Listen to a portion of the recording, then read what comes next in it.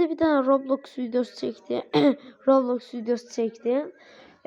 Problem ol videomda biraz problem oldu çünkü videonu çektiğim yanlışlıkla sağollaştırdım sizinle.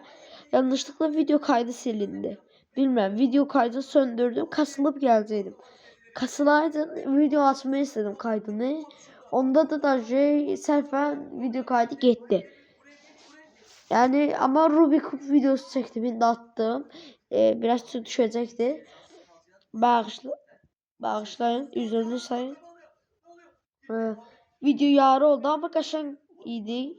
Biraz sinir oldum. Çok da Rubik Kub yığamadım. Neyse.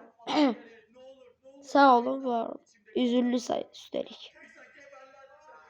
Ve yorumları beğenmeyi, abone olmayı, yorumlara sözler yazmayı ve istediğiniz bir şey yazmayı unutmayın. Ya yazdıklarınız ne yazmışsa üzülürsen ne yazmışsa beğeneceğim. Ne yazmışsa ona yüreğe atacağım. Neyse dostlar, sağ olun. Videolarımı izleyirsiniz ama abone olmuşsunuz. Lütfen abone olun.